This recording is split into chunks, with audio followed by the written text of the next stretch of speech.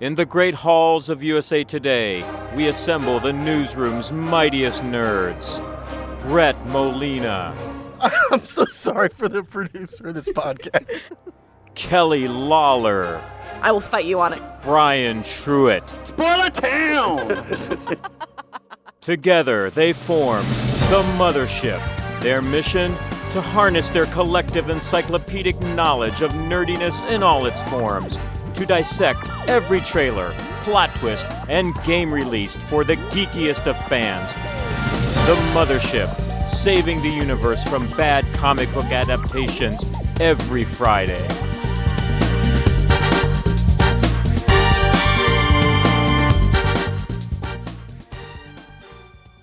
All aboard the Mothership, the Geek Culture Podcast from the USA Today Network. Thanks so much for joining us, and happy Friday, friends. What is up? Happy Friday. We're a trio again. Let's meet the crew. I'm Brett Molina. I play video games. And what's getting me through this week, which I'll use in air quotes, is Zack Snyder's Justice League. It's taking the entire week. Literally. If you recall, I mentioned it last week, and I mentioned I fell asleep through the start of it. I actually tried to stay awake for this, and I've watched 2 hours so far. I mean, this feels like kind of a drag, honestly. It's weird because, like, it's funny me saying out loud that I've watched 2 hours of this movie. I feel like it's a half hour of movie. It's like they took the opening half hour of the movie and stretched to 2 hours, and it just is, it's kind of wild. I don't know what else to say, but the slow-mo is, I mean, it's bordering on excessive now. Like, I think 2 hours in now, I'm through like 5 or 6 slow-mo scenes, and it's just, I mean, it's too much. And you could have cut this movie down considerably, just cutting back on that stuff. It's ridiculous. You know, I still think they did some of the characters justice. I mean, Aquaman, obviously, I think they did a really good job with him. I kind of like Flash. I'm kind of okay so far with Darkseid and all that stuff. But again, I feel like this should have been, again, not trying to say they needed to copy Marvel, but I feel like this is stuff that could have been spread out over a couple movies instead of trying to cram it all into one big 4-hour movie that I can't stay awake for. So there you go. Someone made a joke on Twitter, and it's really kind of, it's both sad and funny and very apropos, but they said, just imagine in Joss Whedon's first Avengers film, if they showed Thanos getting his ass whooped like halfway through, and then spent the other 17 movies trying to build this guy up as like the biggest, baddest person in the entire universe, and that's kind of what happened in Snyder League. It's not Snyder League because they Snyder League and because that's what happens. I mean, Darkseid gets his ass kicked, like, 45 minutes into the movie, and he's supposed to be like awesome. It's like they tried to be Thanos, and they just absolutely botched every part of it. And then the mother box stuff. I keep wanting to call them Martha boxes just because from Batman and Superman. But anyway, Martha, Mother Stones. And I'm Brian Truitt. I watch movies, but this week I've been off, and I'm finally getting around to like reading some books and playing some games and doing some TV shows I haven't done yet. And I'm playing through Marvel's Avengers game on PlayStation 5, which I think Brett can speak to this. So I've had I bought it when I had a PS4, never played it, because I was just too much into Madden, and then finally got around to it almost a year later, playing it on the PS5, and it's awesome. I really kind of like it. It's the story mode's kind of cool. You get to play, the fact you get to play as Kamala Khan as like the main character throughout, and she's got to get reassemble the Avengers. She's my favorite character to play in it, and she works as like the main protagonist, kind of going through this kind of world. It's kind of like if you put the comic book universe and the cinematic universe kind of like together, you kind of have this game reverse of sorts. But it's pretty cool. I mean, the characters are all neat, the graphics are cool. I have it on easy, but yet I'm so horrible. I still have problems getting through like easy mode fights. But yeah, I dig a lot. I'm like 57% through the main storyline. So I really dig it. The technical joke with that game has been it takes up probably like 90% of the PS5 storage drive because it is such a gigantic file to update. And then the updates, not counting the original game, are so big that you literally have a console that just plays one game if you're just doing all digital downloads because it's such a massive game to download. And I think that's probably like, I think I have like the Mortal Kombat game downloaded on it. I have the Battlegrounds WWE game that I play with my daughter. That's on it. I think NBA 2K1 is on it too. I mean, it hasn't said like, oh, you don't have enough space yet. So I don't play that many games on it, so that's probably fine. But as soon as I finish and like I do like the Hawkeye DLCs and the other nonsense, I'll just, and the Black Panther thing that's coming, I'll just erase it and just kind of move on. I only play like one story game at a time anyway. I'm Kelly Lawler. I watch television, and what's getting me through this week is the super, super relevant, up-to-date movie that I just watched, which is the adaptation of Emma that came out in 2020. Which I never got around to seeing last year because I feel like it came out right around everything shutting down last spring. But I watched it over the weekend, and it was really good. It is the one that stars Anya Taylor-Joy as Emma and Johnny Flynn as Mr. Knightley. And it was a very, very silly, witty adaptation with very, very awesome costumes. And I've been rereading Jane Eyre for some reason recently. I don't know. What else am I doing? So I'm in a bit of a Regency England headspace, of course. Also, Bridgerton happened, though that feels like 5 million years ago, even though it was 3 months ago. So I continue to love Anya Taylor-Joy, and I'm really excited to, get on this train a year late. You should totally connect with my wife because I think you literally watch the exact same shows. And it's like every time I'm like, yep, my wife's seen that. Or, oh, my wife would love that every time. If she hasn't seen this one, it was free on HBO Max, which is how I finally came across it. Oh, well, there you go. Also, side note to HBO Max, thanks for having a feature where I have to start everything. Like Justice League, I stopped halfway through, but then when I restarted it, it put me back to the beginning. So every time I try to rewatch it, I have to fast forward to where I stopped. So shout out HBO Max. And that seems like a glitch. I really hope so. It's the same UI as HBO Go. They built on top of that. Yeah. My least favorite screener website does that. So I could never stop watching an episode in the middle, really. Yeah, and I'm not. Anyway, no more Justice League. We got to stop. Do you hear us, Zach? Yeah. If this is your first time listening, welcome. New episodes of The Mothership drop every Friday, and you can subscribe for free on Apple Podcasts or wherever you like to listen. While you're on Apple Podcasts, it would be awesome if you could write a quick review about the show. By doing that, you'll help other fans who love nerdy pop culture find us, and as a bonus, we'll give you a shout out on the next episode. So try it out. Tell us what you think.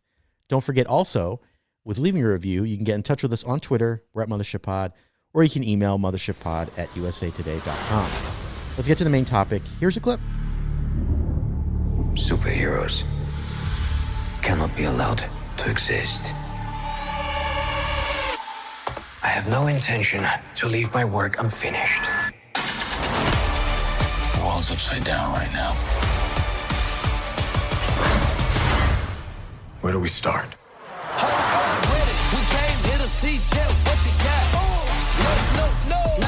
Buck, I have a plan. Oh, yeah? What is it? Is you ready? Here we go again, huh? We've been grinding hard on the job. That was from The Falcon and the Winter Soldier, the new Marvel show on Disney Plus, starring Anthony Mackie's Falcon and Sebastian Stan's Bucky Barnes. We're a couple episodes in, and already there's crazy MCU stuff happening. The globe's in turmoil after the blip. There's a new Captain America, John Walker, who's played by Wyatt Russell, and there's a new crew of masked villains running around called the Flag Smashers. They're led by Carly Morgenthau, who's played by this week's special guest, British actress Erin Kellyman. You might know her from Solo, a Star Wars story in which she plays the freedom fighter Enfys Nest, and she has all sorts of stuff to chat about in terms of the Marvel Universe. Before we get to that, though, we have yet to talk about this show, so we're going to take a few minutes, get down to business, and talk about it, what we love and don't love about Falcon and Winter Soldier. So let's start here. First impressions, now that we're a couple episodes in. Brian, what do you think so far? Oh, I love it. It's, Captain America's always been my jam. So, it hits me right in the feels. WandaVision was cool. I liked what that did and what it was. But I liked it when it turned into like more of a Marvel show after the sitcom stuff. Once that fourth episode hits and you understood what was happening, and it was after Endgame and like Marvelness of it. I mean, it became that much better of a show for me. This is like just pure Marvel, just from the first minute. What I like about it is that it's dealing with the fact of like, well, what happens, when there's no Captain America, Anthony, the Falcon doesn't want the shield, Bucky has his own issues to deal with. And the government gets involved, and the government's like, well, we need a new Captain America. And they instead of asking Falcon again, Falcon's the guy who really deserves this thing, but he doesn't want it because of, there's a lot of issues there for him.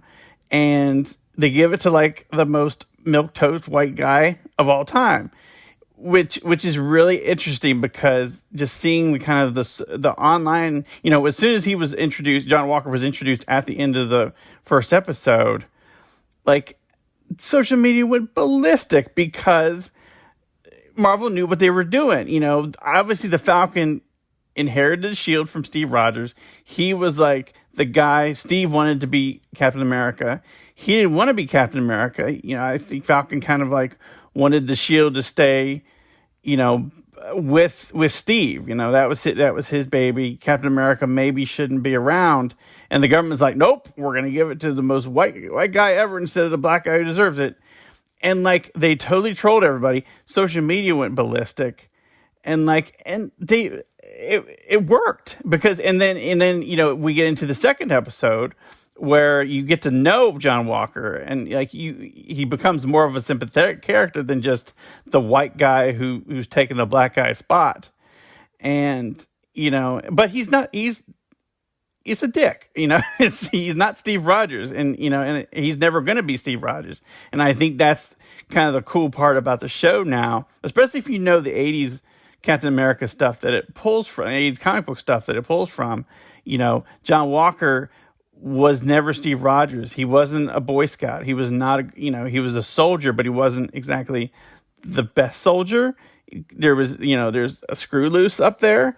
And it's, it becomes more about kind of like, it isn't the shield that makes the Captain America. It's the who the person is inside that makes Captain America. So I feel like we're going to go down that road where the shield's kind of the MacGuffin that might get passed around a little bit, but it's really about like who really should be Captain America, who has it in them to be the next Steve Rogers rather than like the next Captain America. The true Captain America is the friends we made along the way. Yeah. Where did that, side note, where did that even come from? Everybody, it's like a meme joke, and I can't remember where it came from. I can't either, but it's great. I was just thinking. Hold on, I'm Googling it. Okay. But I was like, it's been around for so long. I'm like, that has to come from somewhere. While the exact origin of the meme is unknown, the earliest available usage of the phrase online was published by an anonymous 4chan user. Oh, of course. Oh, well, there you go. It all comes down to 4chan. Well, there we go. So, Kelly, what have you thought so far? Yeah, I've liked it. I've liked it not quite as much as Brian has. I really didn't like the first episode, actually. I thought it was, especially since Disney is releasing them weekly, I thought it was a mistake to make the first episode so slow and to not have Bucky and Falcon meet during that episode.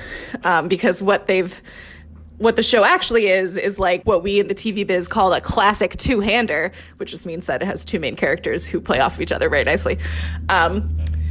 But it's about the two of them, not necessarily about the two of them separately. It's like, a big part of it is the two of them playing together, which everyone loved in Captain America Civil War and whatnot. So I thought that was a really big mistake, and I felt like the pilot was really all over the place. The second episode did a lot of good honing in about what the show actually is. And I'm very interested in John Walker. I don't know much about him from the comics. That's interesting what you said, Brian. I really like Wyatt Russell, and we were discussing before we started recording about how I almost didn't recognize him without his beard. If anyone has seen Lodge 49 or saw him in Black Mirror, he normally has a very resplendent beard, but that is not a Captain America thing. There are no beards. So I think it was fun. I'm interested to see where they go with it. I think, I've seen some people sort of online hesitant about what they're sort of trying to say about race. And there was a really good piece in IO9 by a guy named Charles Pulliam about that. But obviously there's a few more episodes for them to try to do whatever they're going to do with it. So overall, I liked it. I didn't love it, but it certainly got more fun and more captivating in the second captivating in the second episode. I was just really, really bored by the pilot. And I think it has to do with I mean, do you come to it expecting a TV show, so you're expecting it to act like a TV show.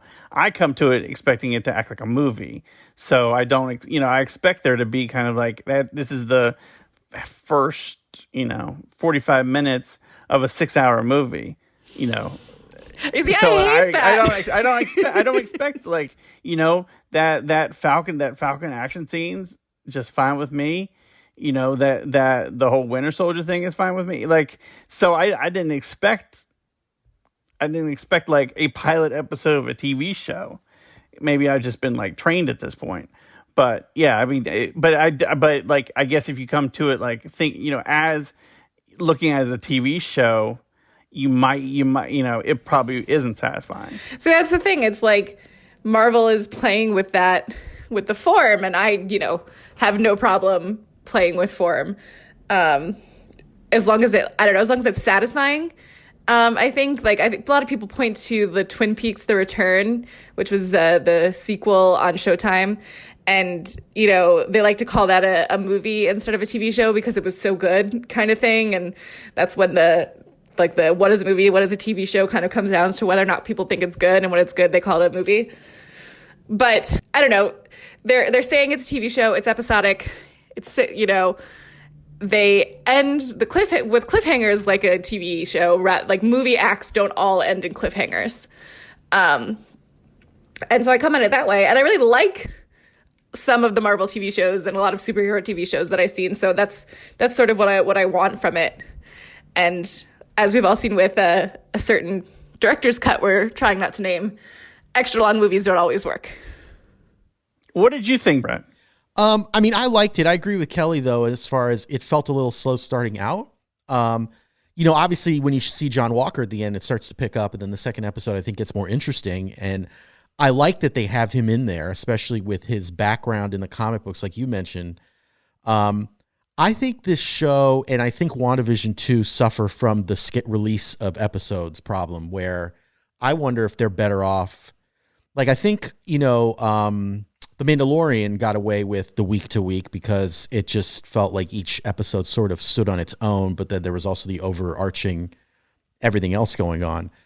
I feel like with the Marvel shows, you kind of, if they're structured like a 6-hour movie, you're almost better off having the Netflix model of put it all out at once and then you watch it however far in you want to go. A side note, Netflix is releasing a few more things weekly starting this year, mostly some of their reality shows. But I almost feel like it's a direct reaction to how well WandaVision and Mandalorian stayed in the news because they were released weekly. That's just a personal side note. Well, I think all the time, what would Stranger Things do if it was on a weekly episode schedule? Because that's a show that has been really popular, but all the conversation about it falls off a month after the show comes out because it's all done. You can watch it in a weekend and not think about it ever again. And if they had that same cadence where you had episodes week to week, I mean, we'd be talking about Stranger Things for 2-3 months. Oh, you'll see that. I mean, I think they can get away with putting a lot of their stuff that they buy from Europe or, from overseas. Yeah, they'll just put that stuff up, whole seasons of it. But anything that's kind of going to have the juice of a Mando or a Marvel show, they're going to do weekly. I mean, I bet you money. Yeah, and I get it. I mean, I think I honestly like it this way because then I'm not forced to binge it all in a weekend and then get spoiled, because then we're also in that layer of everything's getting spoiled. And it was even happening with WandaVision where like episode to episode stuff would get dropped online and you get spoiled on an episode. So I couldn't imagine a full series being that way. But back to Falcon and Winter Soldier itself.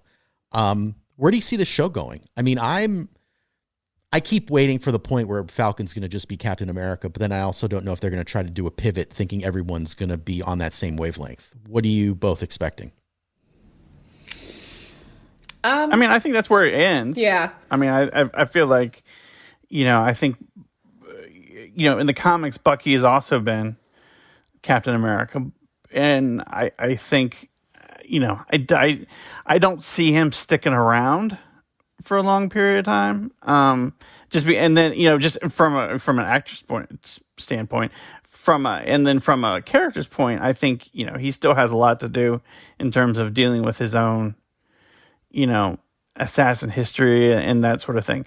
I think Falcon makes the most sense in terms of moving the MCU forward in terms of storytelling, in terms of like theme of like who do you want with that shield. And I think I think this is like this show kind of like proves his mettle for like he does not want he doesn't want it at first because he doesn't it's not that he doesn't think he's worthy, but he feels like the shield is his friend Steve Rogers. It doesn't belong to him. But I think through this show's going to prove to him and prove to us, and he there's going to go looking into his backstory about like why he might not think the shield is for him. I think he's going to come around to like accepting it. He will be Captain America moving forward just because it makes the most sense. Yeah, I foresee at least one scene where maybe the two of them pass the shield back and forth in battle and they both use it. That seems like something that I wouldn't pass up the opportunity to do, especially since both of them have had that mantle in the comics.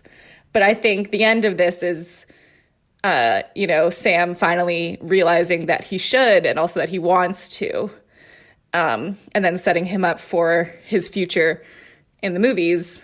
And yeah, maybe this is Bucky's retirement. I don't know what Sebastian Stan's contract status is, which is like the best way to find out how many more movies someone's going to be in the Marvel universe. Well, I think he had a 9 movie contract to begin with. So he's taken up quite a bit of that. Yeah. So we'll see what happens. We should stop right here though, because as we mentioned earlier, we have a very special guest, Erin Kellyman, who plays Carly Morgenthau in The Falcon and Winter Soldier. Brian had a chance to talk with her last week about everything going on with the show and a whole lot of other fun stuff. Here we go. So in last night's episode, Carly had quite the introduction, beating up Falcon and Winter Soldier, the new Captain America, and also breaking poor Red Wing in half. First off, how did you get this really neat role? Well, I think actually Zoe had seen me in Star Wars, and she'd said that she'd kind of like she'd thought about me since then. But obviously when I was auditioning, I didn't think anything. You never expect to get I never expect to get one of these kind of roles. So I kind of I think I'd had 2 auditions, and then I had like a FaceTime with Zoe and Kari.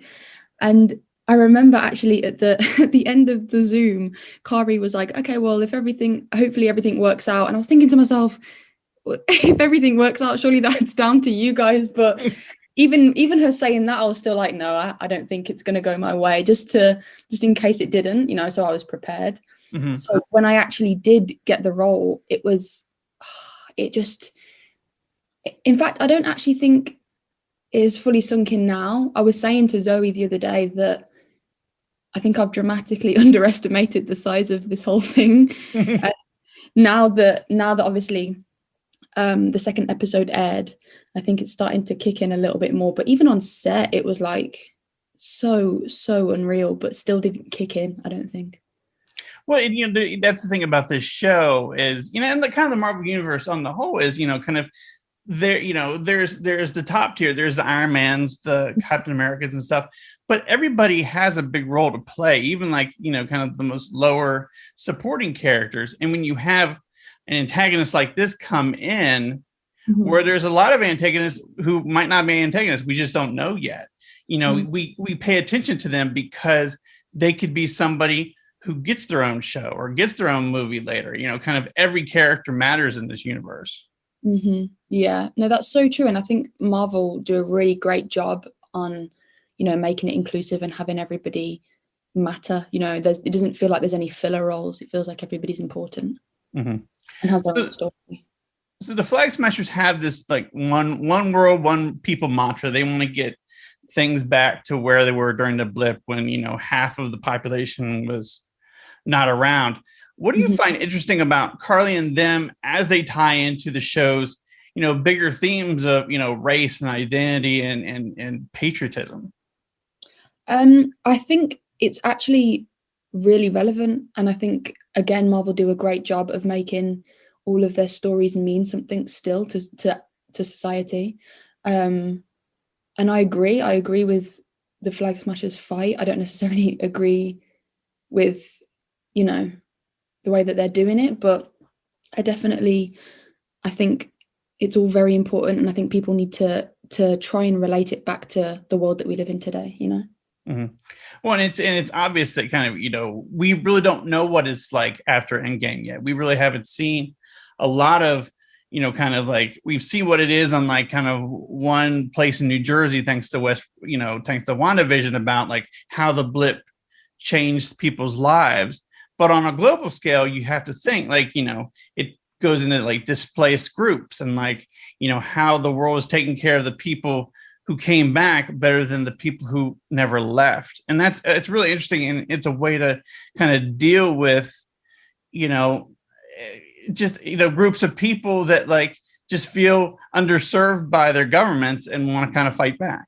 Yeah, and that's exactly what Carly's fight is all about. She thinks that the way that the government are dealing with it is unfair, and she just wants everybody to be equal, kind of like when 50% of the population disappeared, things started to get better. There seemed to be more hope. The greatest Marvel antagonists, guys like Zemo, who we're going to see, and Eric Killmonger from Black Panther, have good reasons behind their plans, even though, like you said, kind of it's not the greatest way about going about doing it, but you kind of see where they come from. Do we get a glimpse of what led Carly down this path down the line? I don't want to spoil anything. I think you're just gonna have to watch. I think I don't want to ruin anything for anybody. Okay. The action. How much did you get? Did you get to do in terms of kind of fighting with Sebastian and Wyatt and and the rest? Did you get to do a lot of that under the mask? It was a lot of fun. I mean, when I have the mask on, it was actually quite handy because Hannah Scott, my stunt double, was able to take the reins a little bit and make Carly look like a real badass. But I was lucky enough and fortunate enough to have the time to train as well. Like they had me training in England before I'd even moved over to the States. And then the first few weeks of me living in Atlanta, I was just training every single day, and it was like super intense, like way more intense than anything I've done before. And it's always a real bonus as well, because obviously I got into acting because I love people, I love figuring them out, and I love playing these characters. But it's always fun when you get to do something a bit different.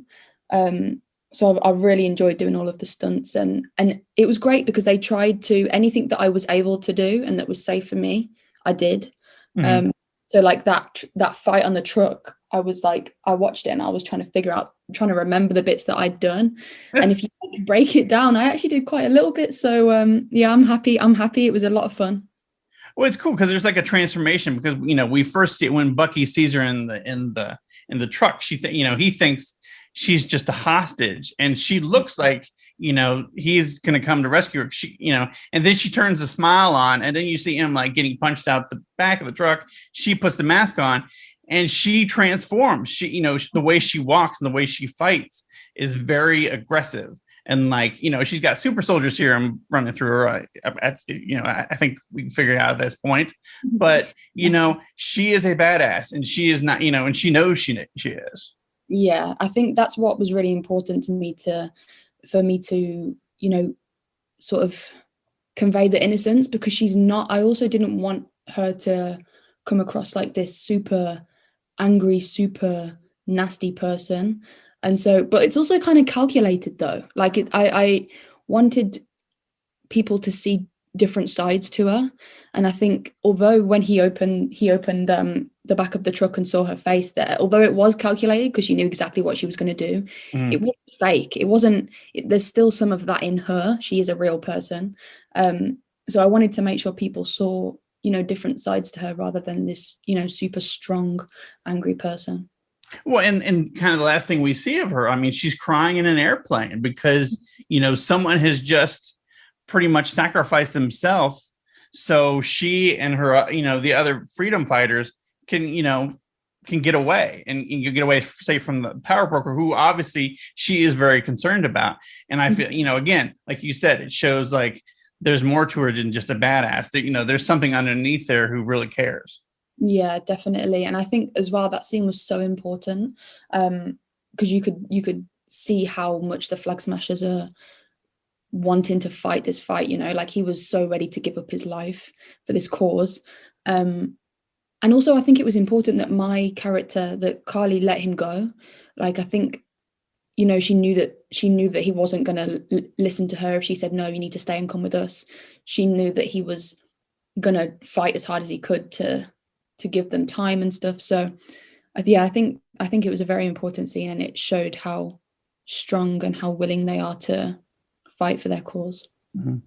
This is your second kind of really neat Disney character who wears a mask. Enfys Nest was, in Solo, it seemed like she was a villain until she took off her mask, and it was like, oh no, she's a freedom fighter who's fighting against the Empire. We like her. She's cool now. I mean, she was always cool, but now she's like cooler because she's like on our side. For you as an actress, what do you like most about mask work and playing these complex characters who can be seen as heroes or villains depending on, the point of view of who's watching them? I think it's always really, really fun. It's such a fun dynamic, and I'm starting to make a bit of a trend about playing, masked villains who are, have a good route, but it's always really, really fun. I like having to work out characters that have got a lot of layers to them, and both of Enfys Nest and Carly Morgenthau definitely have a lot of layers to them. And on first impressions, yeah, they might seem like people that are trying to cause trouble or no good, or but deep down their fight is pure, and it's important, and it's relevant, and people need to listen. In terms of kind of after Star Wars, and you did have that really cool role. How did people notice you from that for other stuff? Obviously, people noticed you from this, from that for this, but just overall in Hollywood, I mean, kind of, did you feel like you had like some buzz, and like, do you feel like that buzz is going to kind of be more now, people, because you're going to be a part of this, this show where your face is going to be seen a lot? Yeah, I guess a little bit for Star Wars. I didn't really like dive too deep into what people were saying about me. I always kind of try and stay away from all of that, even if it's good, just to keep separate from it all. But I hope so. I hope people like Carly, and I hope that, I mean, people have been messaging me and things today, and they've said some really nice stuff. So I'm hoping that people are liking it. I've seen comments and posts, and it seems really nice and positive. So I hope it continues. I hope people enjoy what the rest of what's coming. In terms of being in these big universes, the Star Wars universe and the Marvel universe, being in them yourself, I mean, did you come into them like as a fan of them, and kind of when you're actually in them and then kind of coming out of them, obviously there's so much kind of secrecy involved, but do you feel like once you're in it, it's a more intimate thing than they are the kind of these gigantic pop culture phenomenon? Okay, so yeah, I was a huge fan of Marvel. Like I used to me and my cousin used to dress up as like the Marvel superheroes and things. He had like these Hulk hands and I had this Spider-Man costume. So and that was actually before I'd even seen the movies. I just thought, they were cool characters, and then I kind of got into the movies and things when I was a little older, like more of a teenager.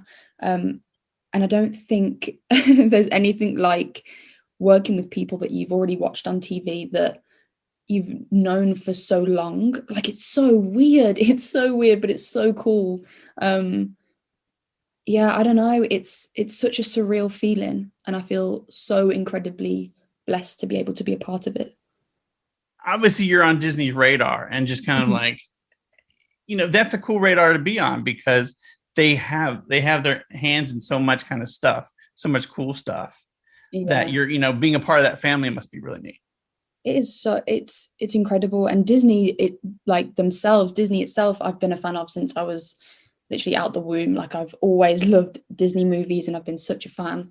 So to now be working for them, it's again just so surreal. Sometimes I take a minute to think to myself, like, what the hell is my life right now? Like this is crazy.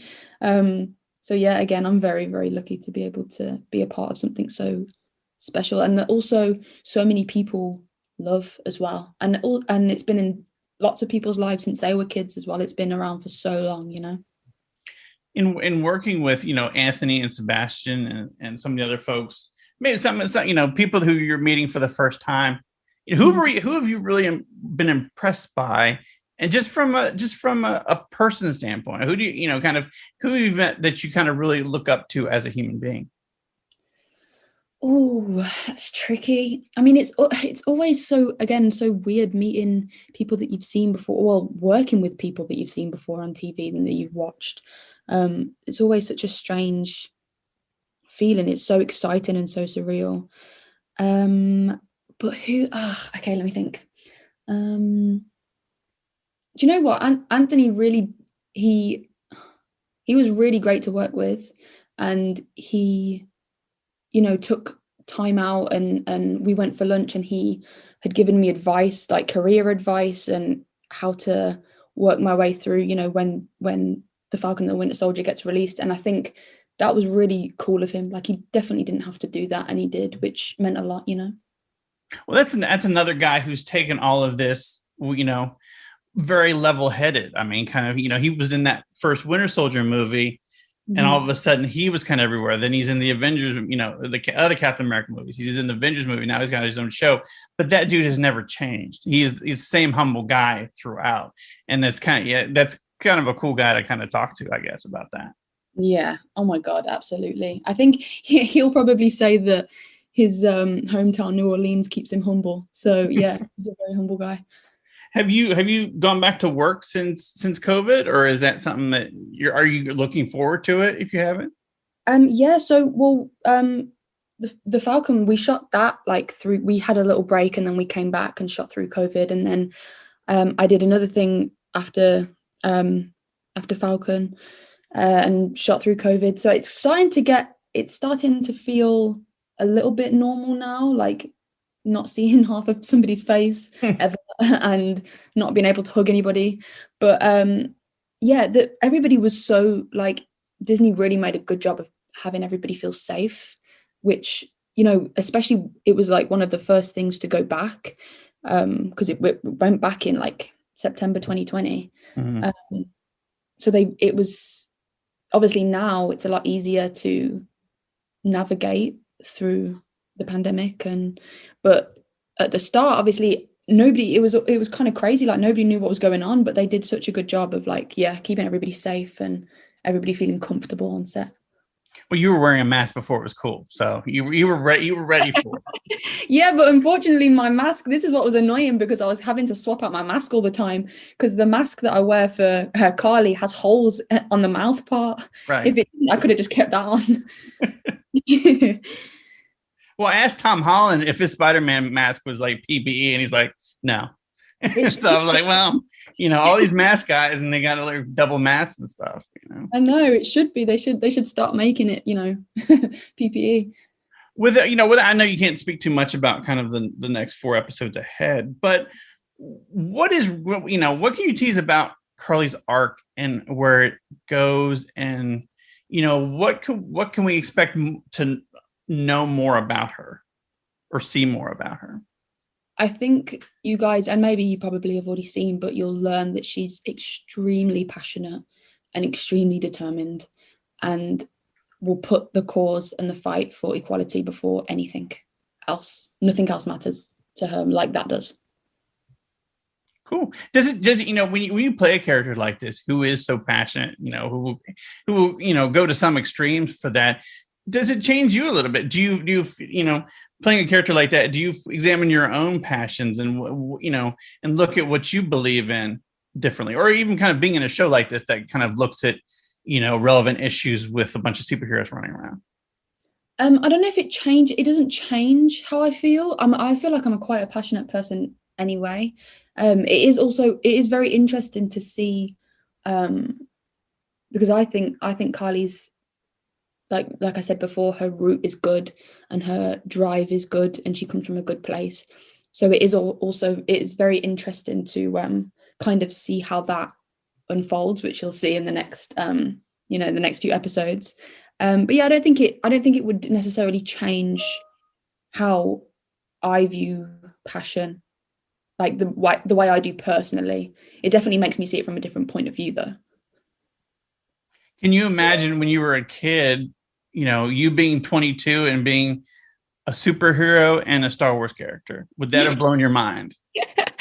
Oh my, yeah, man. I wanted to be a gymnast until I was like 14. So this is way different to a gymnast, and I have absolutely no flexibility anymore. So I would have been absolutely blown away if you'd have told me that when I was a kid. It would have been, I'm still blown away now, even when I'm seeing it happening now and I've done it, it's happened. It still feels so weird. It doesn't feel like it's my life. But you can handle yourself in a fight now, probably, which is good. Hell yeah. Hannah Scott, listen, my stunt double, she is one badass woman. She taught me everything I know. She's so sick. I definitely could handle myself now. Cool, Aaron. Thank you so much for taking time. I really appreciate it. No, thank you. It's been lovely chatting to you. Yeah, it's been great chatting with you, and I can't wait to see more of what you do just in general, but more of you on the show, because I mean it's cool that they've taken this character that was a guy in the comic books and now have made him like a really interesting, passionate female character. So yeah, I can't wait to see where it goes. It's going to be cool. I hope you got, I think people are going to like it. Cool. Thank you again, Aaron, so much for taking time, and have a good weekend. Thank you. Okay, listeners, it's your turn. What do you think of the Falcon and the Winter Soldier? Do you heart the Flag Smashers? Let's talk about it on Twitter. You can find us at Mothership Pod, or you can tweet at us directly. I'm at Brett Molina 23. I'm at Brian Truitt. I'm at KLawls, KLAWLS. And don't forget, you can email us too. We're at mothershippod@usatoday.com. That'll do it this week. Thanks so much for listening. Special thanks to our pilot/producer of the Mothership this week, Natalie Boyd.